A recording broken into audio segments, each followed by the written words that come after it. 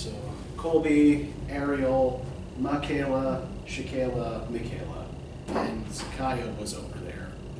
Yes, okay. Before we get started with today's material, I just wanted to, there seems to have been some confusion over the homework assignment. So I just want to try to clear some of that up and give everybody a second chance to get that in, right? So that this is not something that, I'm not trying to, wield homework as a cudgel here or frighten you with it or punish you with it, right? I'm assigning these because they're, it's supposed to teach you particular skills that I want you to learn. So in general, homework assignments are always going to be due at 11:59 p.m. on the day before the next class session so that I have time to grade them before we start class, right? And then we will typically go over them a little bit in class as well.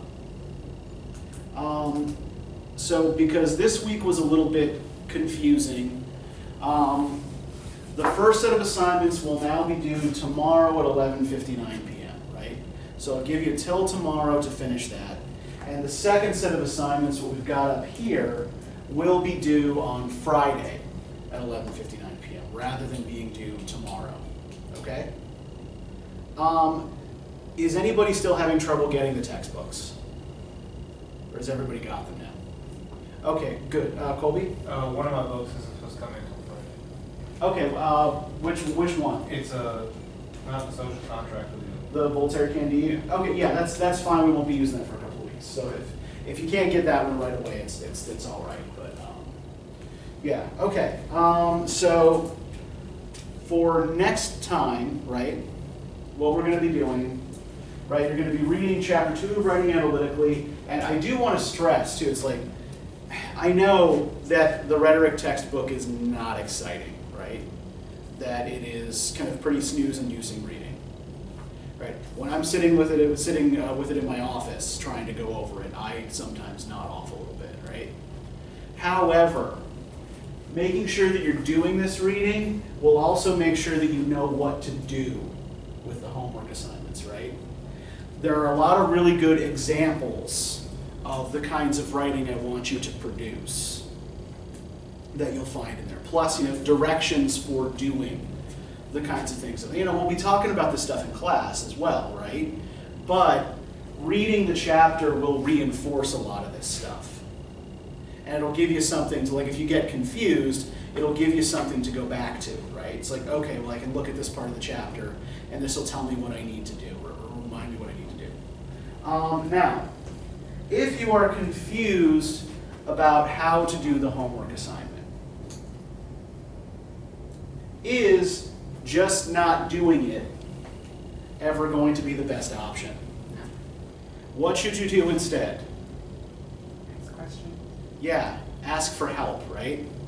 Right. I'm happy to help you. I'm even happy to give you a little bit of extra time to do things if you need it, right? But yeah, just remember that, don't let yourself be paralyzed by confusion, right? If you don't know how to do it, come talk to me and I'll work through it with you, okay? Right. So for next time, right, we're reading chapter 2 of Writing Analytically. You're going to do the try this exercise on page 52, which is what's called a passage-based free write. And we'll maybe do a little bit of practice with that today, right? And you're going to do assignment 3 on page 68. It's 500 words. What you're going to be doing is trying to uncover things that the passage you're working with is saying without realizing that's what it's saying, right? So things it's saying kind of outside of its intended meaning. And yeah, you're going to use this first free write that you do as the basis for that, right? So the free write is basically just you give yourself, say, 20 minutes, and you just sit and spit out thoughts onto paper, right? Just whatever comes into your head, you just keep writing for 20 minutes. It doesn't have to be coherent, it doesn't have to be logical, it doesn't have to be organized, right? You're just thinking on paper. And then for the assignment, what you're going to want to do is try to take those ideas and build something a little more coherent out of them, right? It's like, okay, so this is what I think I was getting at here, right? If I pull the best ideas out of this free write and link them together, right, this is what I've got. Does this make sense? Okay, and like I said, like we'll talk about this, we'll practice with this, right? Does anybody have any questions about anything? Yeah, Ariel. For the one that's due tomorrow, 11:59 p.m., does that one have to be 500 word as well? Because in the email that I asked you today, you said it has to be a few paragraphs, but is that one the 500 word one? Do I have to write a 500 word for the first one? The one that's, the assignment one on page 36, right? Yeah. That's the 500 word one. Okay.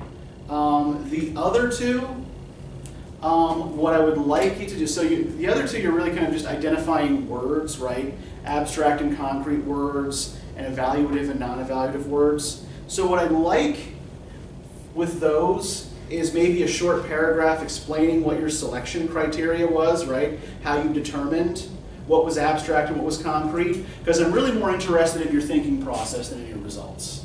And this is something I also probably should have explained a little better on Thursday, but it was the end of the day, the end of the week, and I was tired and ran out of time. So if you've already turned something in, I will also give you a chance to either redo or build on what you already did, and I'll grade it again, okay? Okay, any other questions? Yes, Michaela? So the 500 word one is the one where we have to talk about like the method and Yeah, we're applying the method to a reading. And you're going to be applying it to the Declaration of the Rights of Man and the Citizen in this book, right? what we're supposed to try. So, what was I about to say? The best strategy for this is to try to pick a relatively small portion to focus on, right? Maybe pick like a single paragraph rather than trying to evaluate the entire document. The smaller the piece of information you're looking at, like the more detail you can pull out, right? And yeah, I think yours is slightly different. Like, it's totally okay if it's got that cover. It's the same book. They're different editions, but they have exactly the same contents and the same page numbers. So it's going to be the same thing. Okay, other questions? So basically, for the first assignment that's due tomorrow, it's basically 2 assignments in one, basically, because we're doing 2 different things, right? Yeah, and there are 2 different folders, right? So the try this exercises, which are a lot quicker and shorter, Okay. are going to go in the try this folder, and the assignment 1 is going to go in the folder that's labeled for it, right? Yep. Everything should be clearly labeled on Georgia View. If it's confusing where you're supposed to submit things to, just again let me know and I'll try to work through it with you. Okay? When we do the method and we like list the repeated words and all that kind of stuff, how do we turn that into 500 words? Okay, so the thing is that so finding the strands and the binaries is kind of just the first step, right? So you should always be thinking of writing as a 3-step process that then kind of folds back in on itself, right? So the 3 basic steps are observation,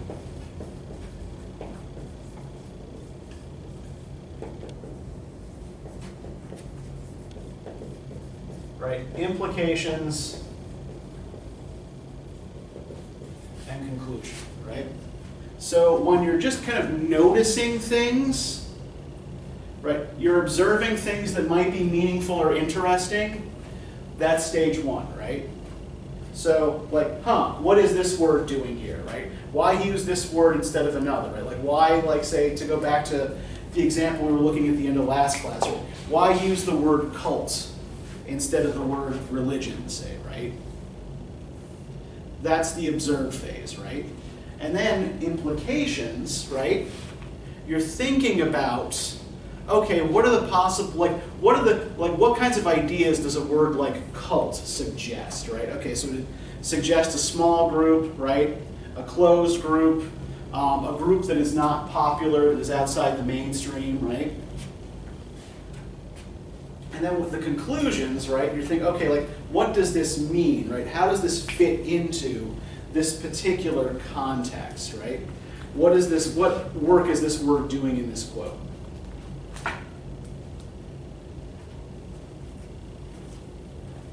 And then, circle back to the beginning, right? And try to make connections between this and other observations that you're making. Does this make sense? And again, like, we'll do some practice with this today so that it's a little less confusing. And there is actually, if you look in the textbook on pages 33 to 35, there's a really good example of how to do this, right? They do some analysis work on the painting Whistler's Mother that outlines these steps and the kinds of things that you can do with them, right? So that should also help, like, if all else fails, right, you can go to that and look to that as a kind of model for what you should be doing, okay? Okay, does anybody have any other questions before? And I want to kind of start every class this way. I just want to field any questions you have about the homework or about what you've read or what have you. Yeah, go ahead, Erin. Sorry. Yeah. Last question. That's okay. No, that's what I'm here for. So on page 26, Yeah. where it says questions from the method, would those be valid and that we could use into our 500-word paper? Yes, absolutely. Okay. Just making sure. Absolutely. Yeah, these are questions you should be asking yourself when you are looking at any particular text, right?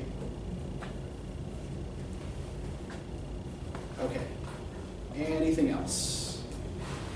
This book is like, we used this for like even the try this exercises Yes. and the 500-word one. Yep. And what we're going to be doing more with that book at the after midterm, right? But I want you to be really familiar with the key texts in it by the time we get around to really using it. So that's why we're using those as the subjects of our analysis here. Okay. Anything else? I'm going to give you a minute. Take a few deep breaths. Think about whether you understand all this. And again, it's always okay not to understand something, right? And to ask a question if you don't. Okay, one more question. Go for it. With the method part, you know how there's that paragraph we had to, that was talking about like being known and stuff. So we don't use that paragraph? No, don't use that. Yeah, don't use the sample paragraph they give you there, right? Okay. In part, like I said, I want you to use this because I want you to get familiar with it and start picking this apart from the beginning. And also that Deresiewicz guy that they are drawing from there, that guy's an asshole. Yeah, so just do more if you need this. Is that, is the Civil Constitution, is that a book we have? That's in the reacting book. So that book right there, yeah, it's that book, those page numbers, right? And there's always going to be a little paragraph at the beginning that'll give you what the context for it is, right? Actually, this is one thing that I did want to talk about today, right? Is that context always matters.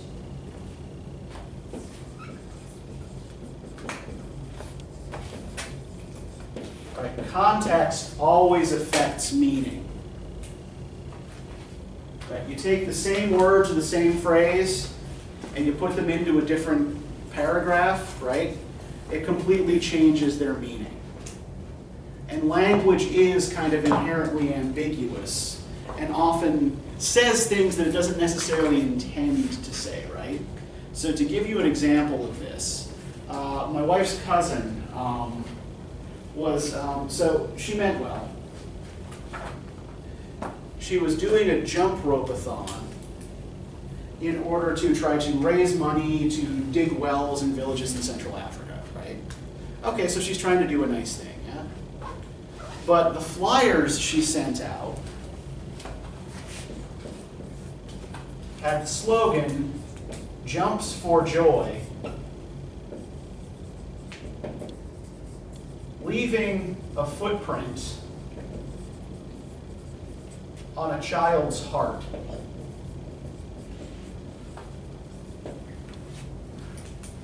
I see, yeah, you're snickering, Shaquille, right? Why? Why is this funny?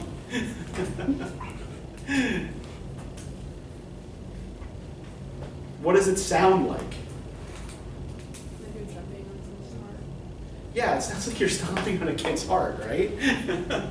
So we can see what she was trying to say something clever here. Okay, I'm doing a jump rope-a-thon, right? Footprints, this will benefit children, but the language kind of got out of her control, right? And she ended up saying something or suggesting something that she didn't mean to. And like language does this, like language gets away from this in this way all the time, right? Like, there's a newspaper article headline. It was, when making snacks, include your kids. Think about it for a minute. Yeah, what does it sound like they're telling you to do?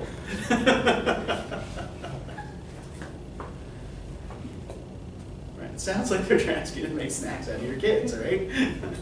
Children are not an ingredient. They're not supposed. The article was about like having your kids help with household chores, right? But yeah, it sounds like you're using the kids as an ingredient in some kind of cannibal stew, right? Not the intent. But this is we have to be careful about this kind of thing in our own language. But we also need to be attentive to this kind of ambiguity in the language that we read, right? In general, good readers, attentive readers, are good writers. And the better you're able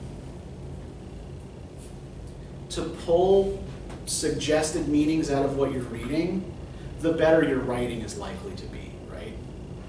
So that reading part of this comes first. So to get back to that, let's go back to where we were at the end of last class, with the Isaac Asimov. So, can somebody remind me quickly how far we got with this, where we were when we left off?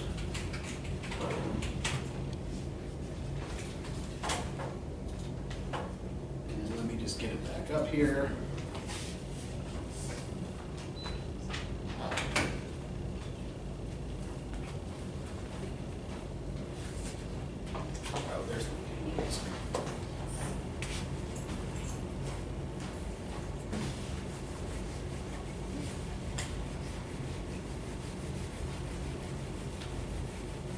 So if I recall, when we dismissed last time, we were just picking out potentially interesting and meaningful words, right? Like suggestive words. So what words had we gone through? What words had we already settled on?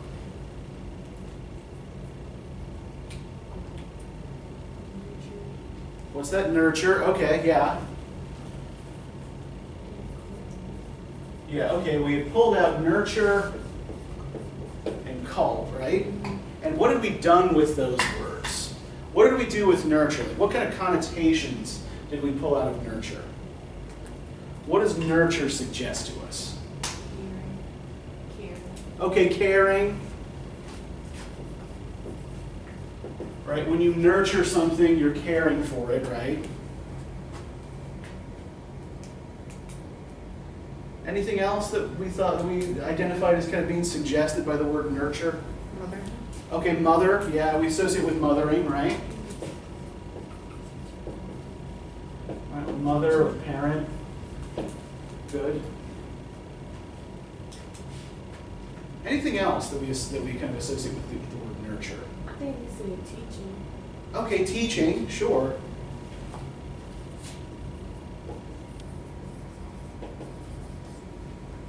Yeah, nurture has more to do with the way you're brought up than what you come into the world with, right? I think we talked a little bit about that nature versus nurture debate in psychology, right? Is our personality something that's set at birth, or is it something that, you know, is kind of imprinted on us by our upbringing and our environment, right? Okay, good. What about cults? What connotations can we pull out of cults?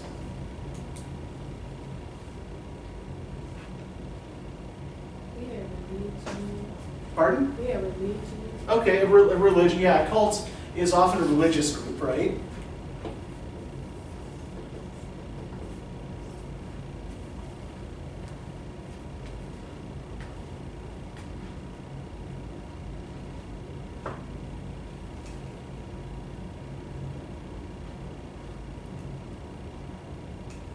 What else is a cult? What else does the word cult suggest to us?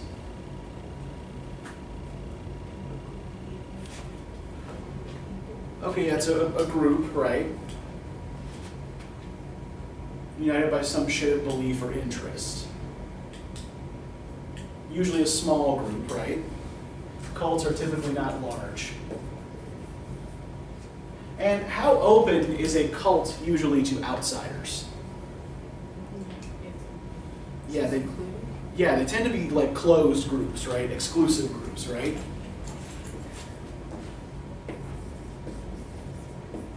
Right. You have to, prove that you are one of the faithful in some way, right? To join a cult. Even if you're just talking about like a cult of like anime fans or something like that, right? You have to prove to the others that you share whatever their belief or interest is. You're sufficiently devoted, right? Do we tend to think of cult membership as particularly thoughtful or critical? What's one of the practices that is commonly associated, at least in the public imagination, especially with religious cults? What are cults often accused of doing to their members? Brainwashing. Brainwashing, yes, good. So we associate cults with brainwashing, right? You join the cult, and essentially, they kind of like, they browbeat you into submission, right? Kind of like just accepting whatever it is their belief system is unquestioningly. Okay, good. So let's see if we can pull anything else out of this that we can connect these other ideas to, right? What other words here strike you as potentially interesting or meaningful? Whether or not you can relate them to these other two words.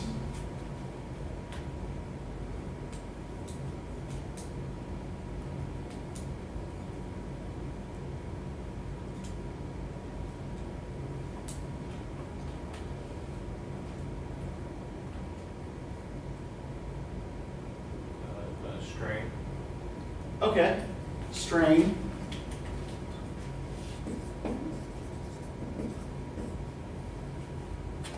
Okay, what's interesting about strain? What do you find interesting about strain, Colby? I guess it's like more of it's a stronger word compared to other words that you use. Okay. That's what it implies, that it's like work. Like it's Okay. taxing or something. Is that what's meant by strain here, though? I don't think so.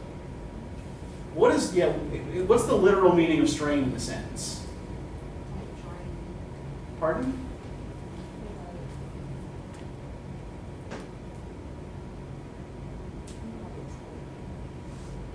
Oh, it's more the strain of a virus.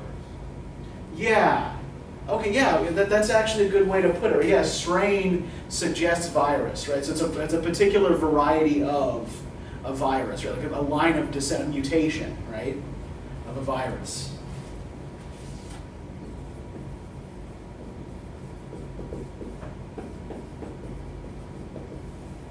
Okay, good. I think, we're getting somewhere here, right? And like one thing that I do want to remind everybody is too, right, is never expect this kind of work to be quick, right?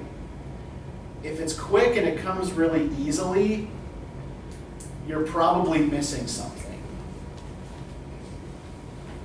So the best thing to do is to, take these observations really, really slowly, right?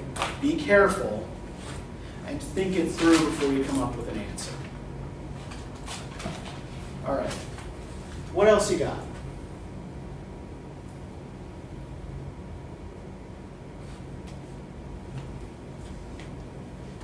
Democracy. Okay, democracy.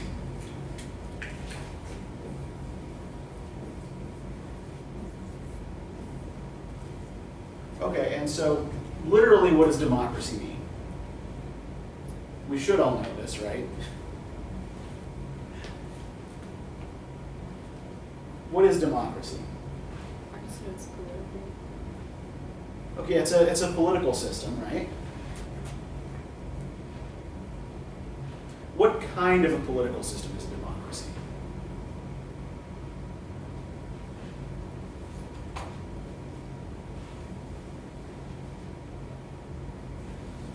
Who's in charge in a democracy?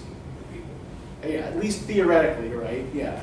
Democracy, if we go back to the Greek roots of the word, right, literally means rule by the people, right?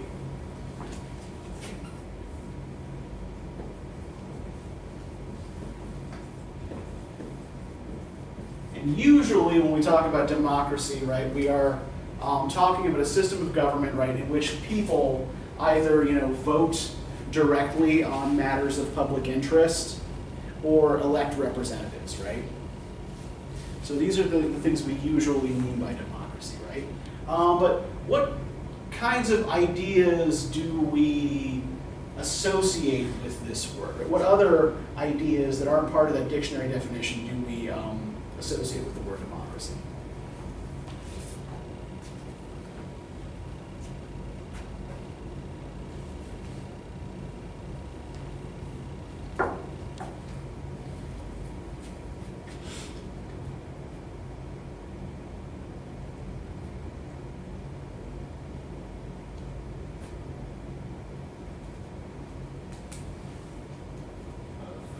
Okay, yeah, we associate it with freedom, right? Sure.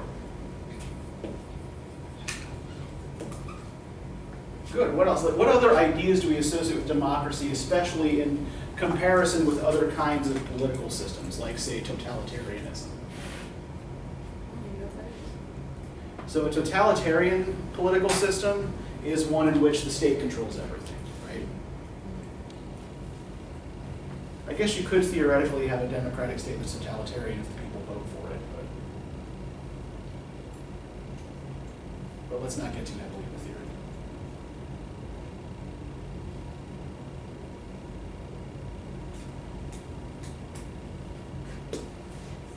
So we're talking about rule by the people, right? We associate it with freedom, right?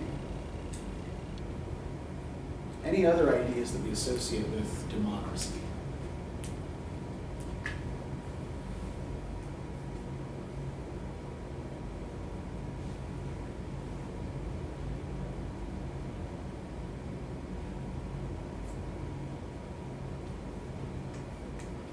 I just think of like voting leaders. Okay. Yeah, okay, yeah, we could, yeah, we think of like accomplishing things by vote, right? Okay. And in a democracy, should everyone's vote count for the same amount, right? Should everyone's vote have equal weight? Yeah, so we also associate this concept with at least a certain level of theoretical equality, right? Right, if everyone has a say, right, everyone ought to have equal say. Okay. Let's see here if y'all can locate a strand or a binary here, right? Can you find a cluster of words that either seems to refer to the same concept or a similar concept? Or maybe two words that seem to represent opposite ideas?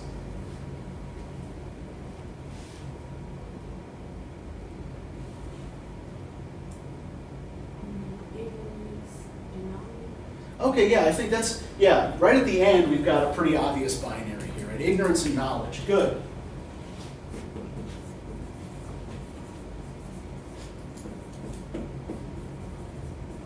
And let's think again about these particular word choices, right? What is ignorance?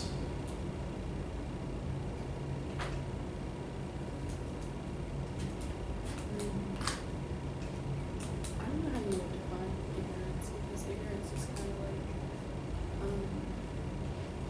like someone can do something that like you don't really, I guess you wouldn't do or agree with or whatever, and someone would call it ignorance, or like they don't think the same way as you, and you look at that. Okay. Well, why would you call that thing that other person does ignorance? Because it was wrong. What's that? I'm sorry?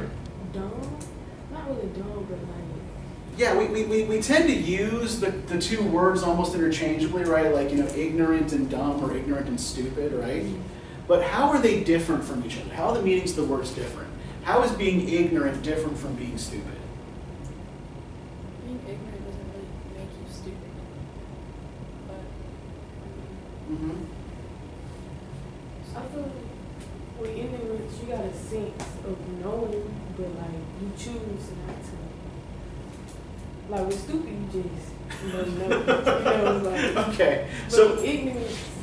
I think you're kind of getting close here, right? But it's not quite there, right? So stupidity is something that's more like, it's like a lack of cognitive ability, right? Ignorance is more like a lack of information, right? If I am ignorant of a particular set of facts, right, it doesn't mean that I'm incapable of understanding them. It means that I just don't know those things, right? So ignorance kind of literally refers to a lack of knowledge.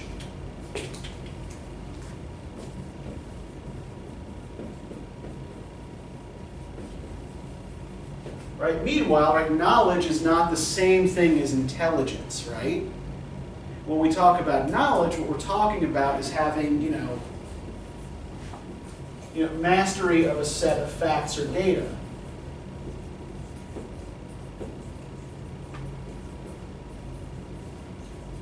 Right?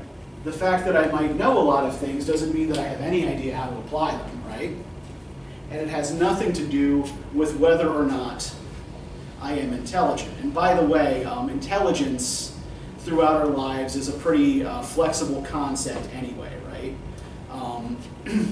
You know, anybody can learn to do just about anything with enough practice, right? So just as a quick example here, anybody here play a musical instrument? I know you said you play the trombone, right? Anybody else? Okay, what do y'all play? I play trumpet.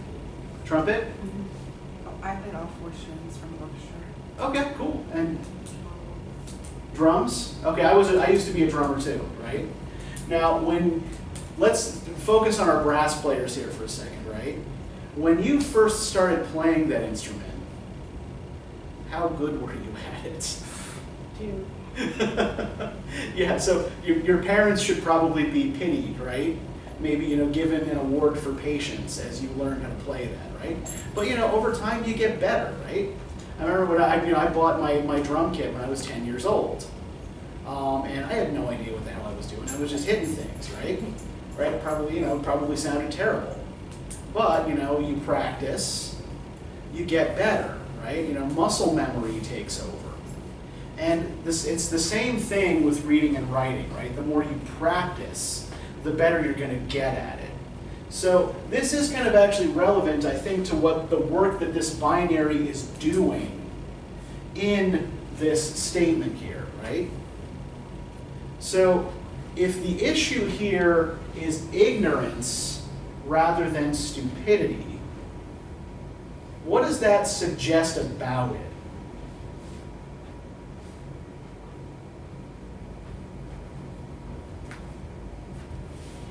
Is ignorance a permanent condition? if someone's ignorant, what do you need to do with them? Yeah. So what we can pull out of this, right, is that this attitude can be fixed or improved with education, right? So what we've just done here is we've pulled out, by examining this binary, something that is implied in this statement, right? But not clearly stated. So what Asimov is arguably doing here is making a case for improvements in education, right?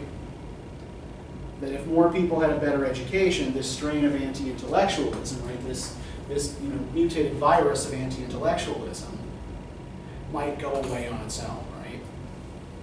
That's nurtured by this small, closed, brainwashed group. And there's a lot more we could probably do with this, right?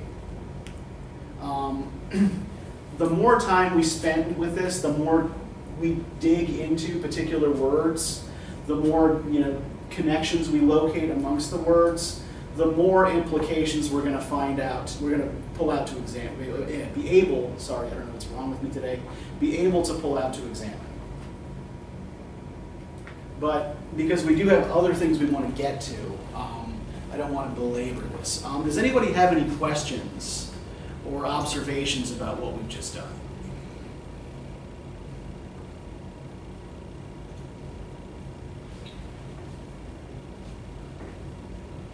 Give me a minute. Everybody good? Okay. So,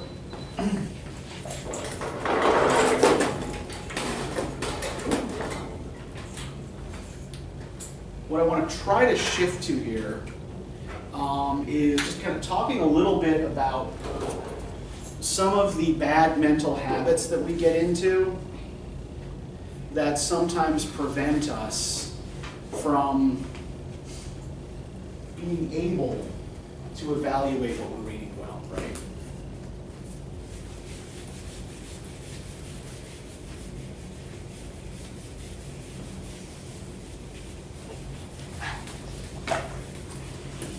So I'm going to start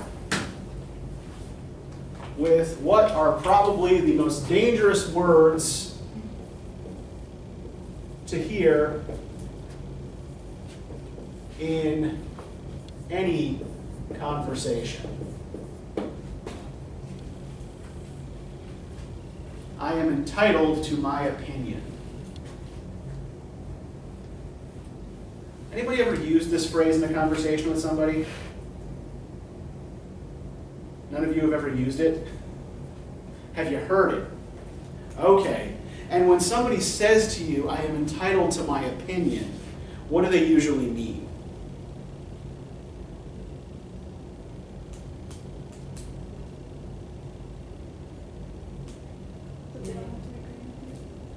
Yeah, that they don't have to agree with you. They're not going to agree with you, right? And they're not even going to continue discussing this with you, right? That nothing you have to say is going to sway them one way or the other, right? So it might help if we put a little pressure on this word opinion and think about what it actually means, right? What is an opinion?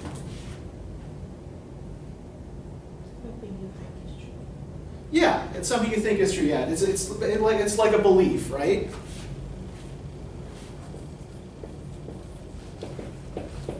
And like beliefs, do opinions actually have to be based on any real evidence? No, they're often just kind of gut level feelings, right? Or ideas that you've absorbed from the people around you. So I want us to get out of the habit of having opinions, right? What I want us to have instead are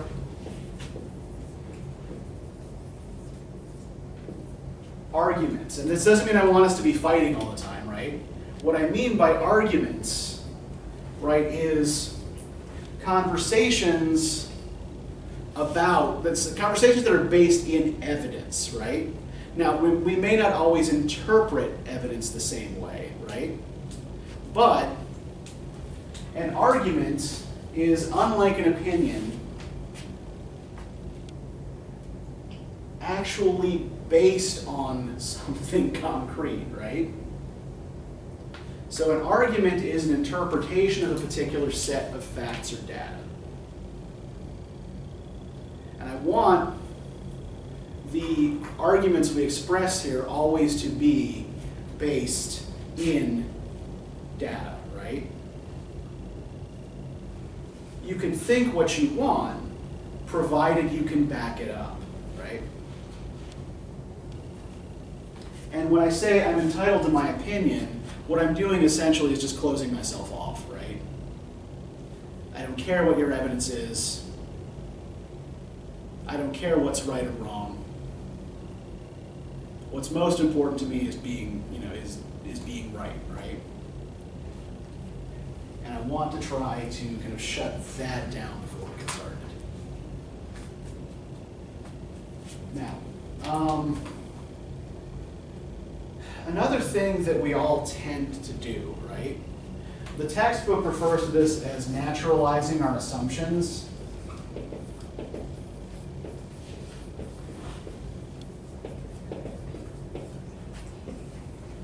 So what this means is that we tend to think of the way we view the world and the way that people around us view the world as normal, right? That our upbringing, our community, whatever groups we belong to, right, the way that particular worldview is normal and more or less universally shared. So another way of putting this is kind of like what we call common sense, right? Now, what does the term common sense mean?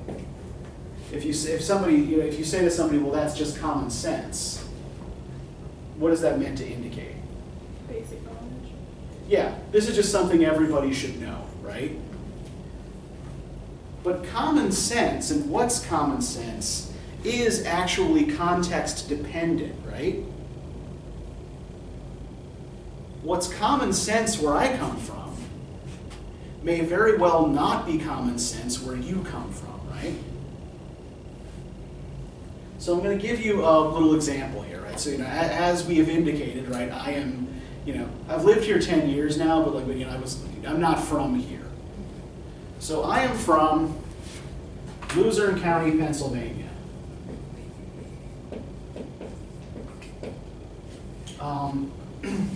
And it's not, I haven't lived there since I was 18, so it's changed a bit.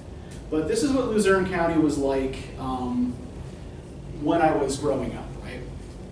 So it's predominantly Irish and Polish, or was, right? So it's pretty white. Religiously, mostly Catholic, because lots of Irish and Polish.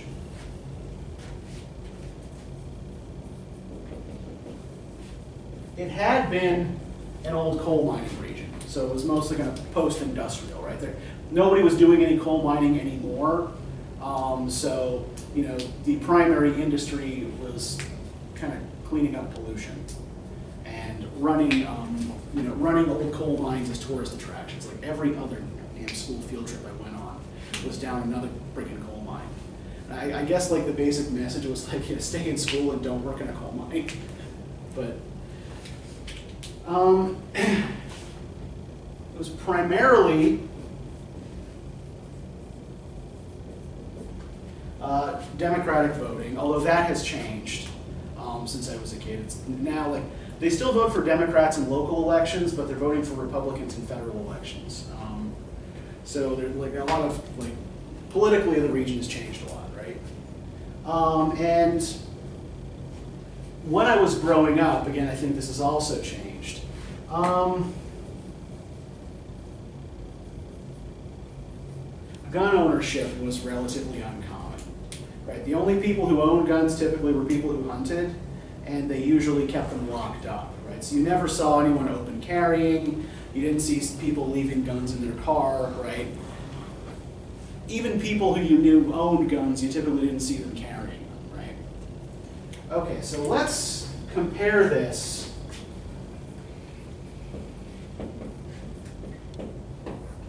to Sumter County, right?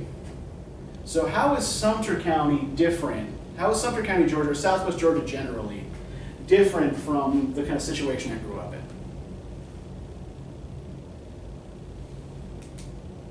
Diversity? Okay, yeah, it is actually more ethnically diverse, right?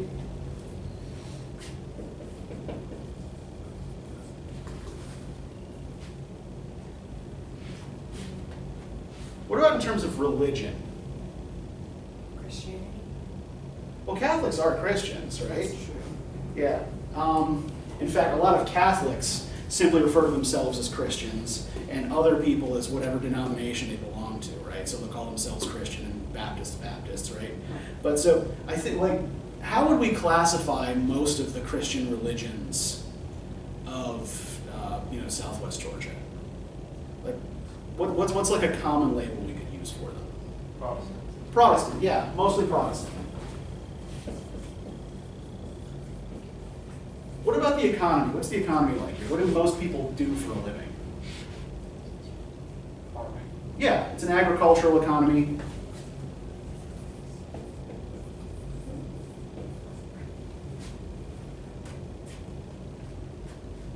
Politically,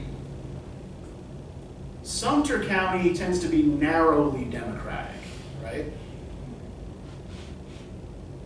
Democrats usually win federal elections, at least here, right? Some of the adjacent counties, not so much. So let's just, I guess we could say probably politically around here it's a little bit purple, right? Not quite red, not quite blue. And what about attitudes towards gun ownership? I feel like everyone is good. Yeah, guns are, gun ownership is widespread and open, right?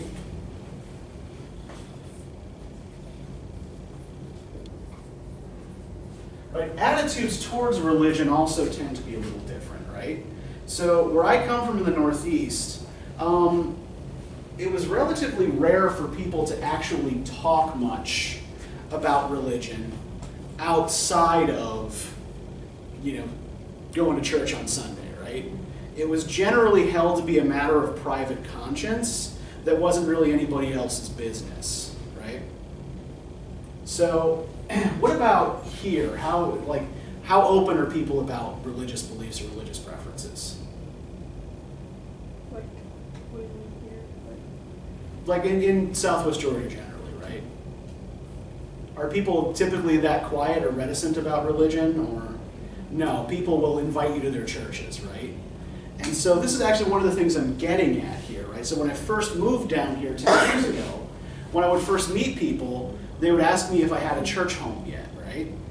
And, I would be, well, that's none of your business, right? Why does that matter to you?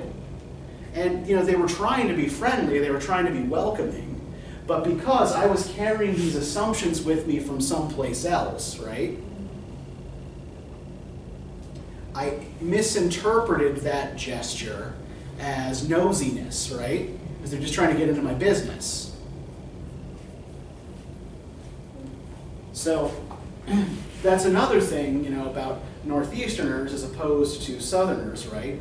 Is that we're less likely to talk to strangers, right? We typically don't go out of our way to start conversations with strangers. It's not that people aren't friendly, it's just they tend to be friendlier with people they already know, right?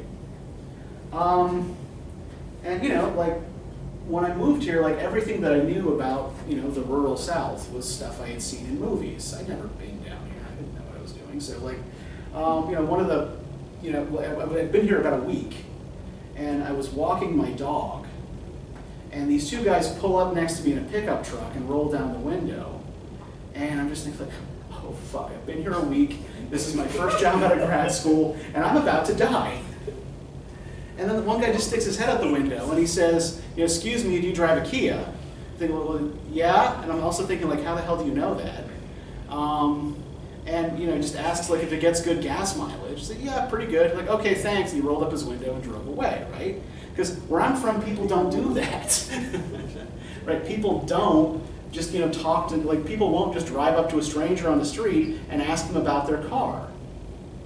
So I was interpreting a situation as threatening or terrifying, right? When, if I'd known a little bit more about where I was, right, I wouldn't have. So don't assume that the way you see the world is the way everyone else does, right? What you need to try to do instead is understand every text that you're looking at from the inside, right? Understand it from the context in which it was written. And try to look at it from that person's perspective, right?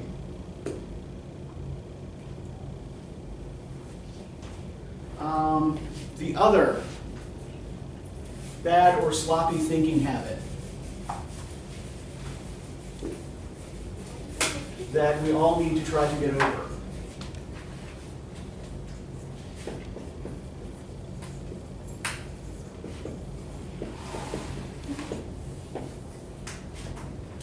So, when you watch a TV show or a movie with your friend, right? You go outside. What typically is your first response in your conversation to the movie or the TV show you just watched? What's the first thing you talk about? If it was good or not. Yeah, whether you thought it was good or not, right? Did I like this or didn't I?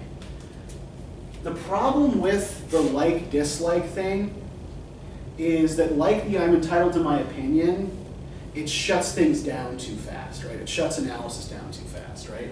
If you like it a lot, it's like, well, if I pick this apart, it might kill my enjoyment, right? If you don't like it, you're just like, I don't want to think anything more about this, right?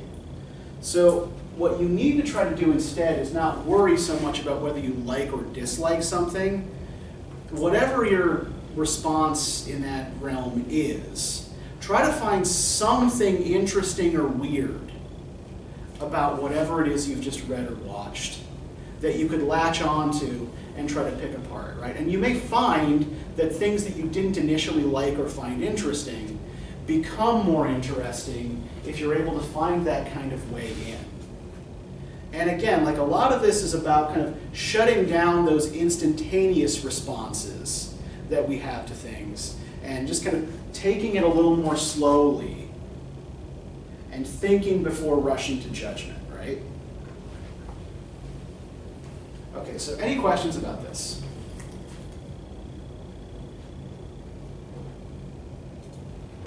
Okay, so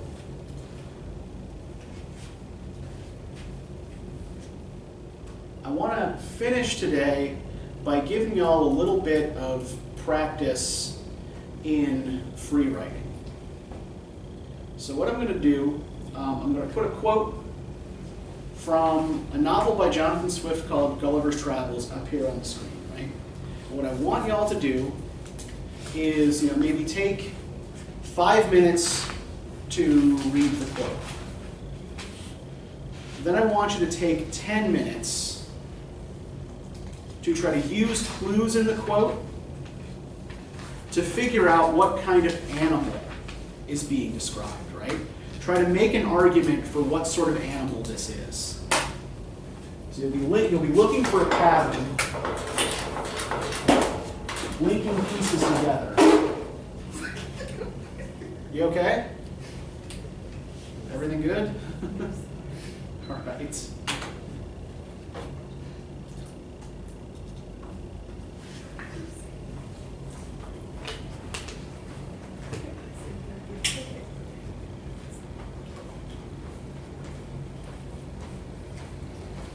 Okay, so take 5 minutes here with the quote. See if you can identify any patterns that might help you figure out what the animal is. And I will tell you when to start.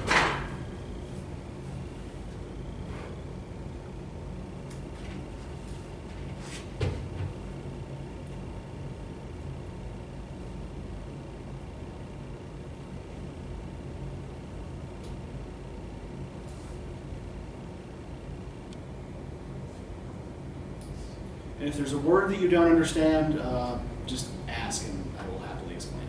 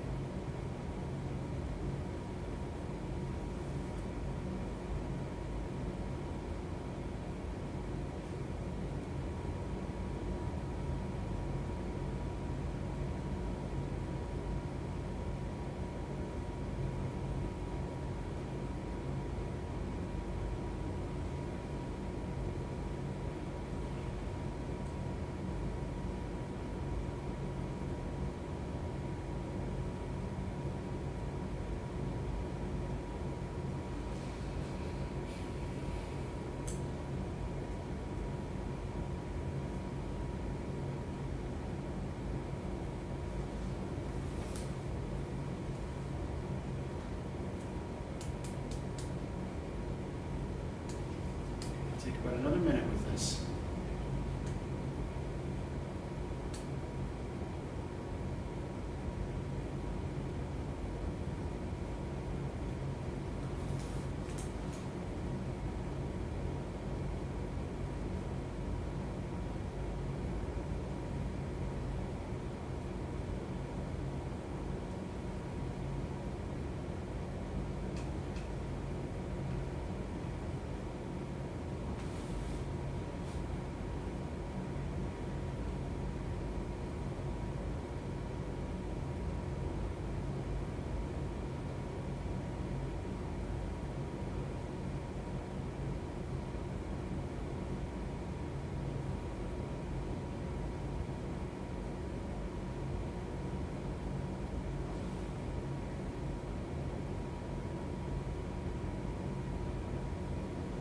So now take 10 minutes, start writing.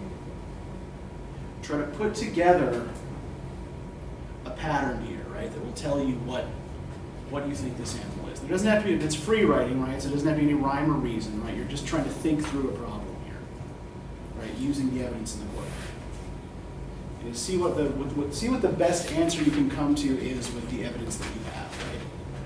Do you have to close it? No.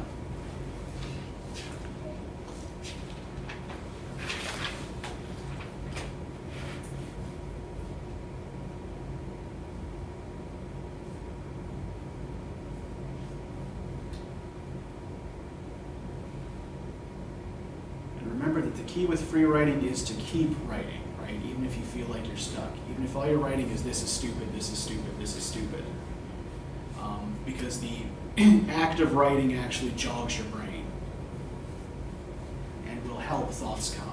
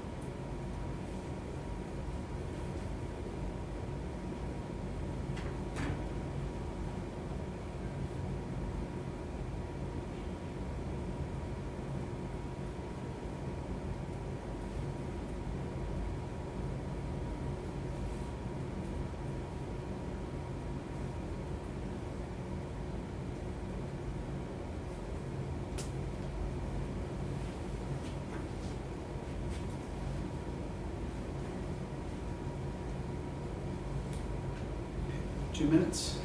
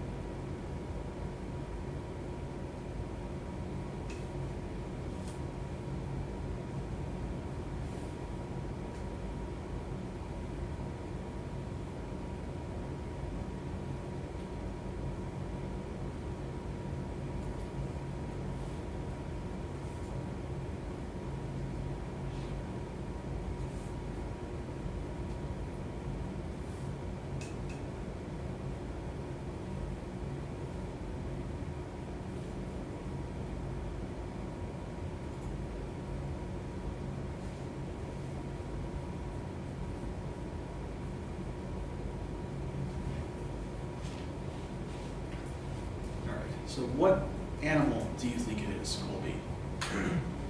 Well, in my career right, I started with humans, and I went to baboons, and then came back to humans. Okay, So humans, final answer. all right. Ariel? I said that they were either, so at first I thought they were orangutans, but then they don't have claw feet. Uh-huh. So then I went to a bat, and then I'm stuck at a bat right now. I don't Okay. know. Michaela?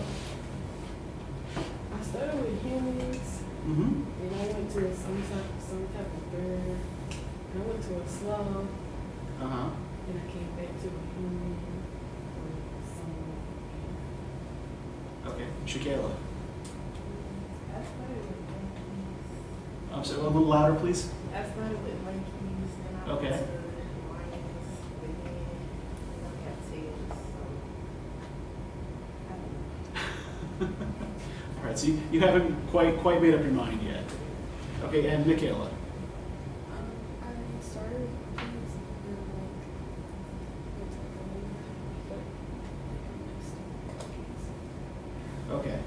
So we'll talk through your process and what the correct answer is next time, because we are actually about out of time now. Does anybody have any questions about anything before I let you go? Okay, so yeah, just remember to bring what you wrote with you next time. And we'll discuss it further.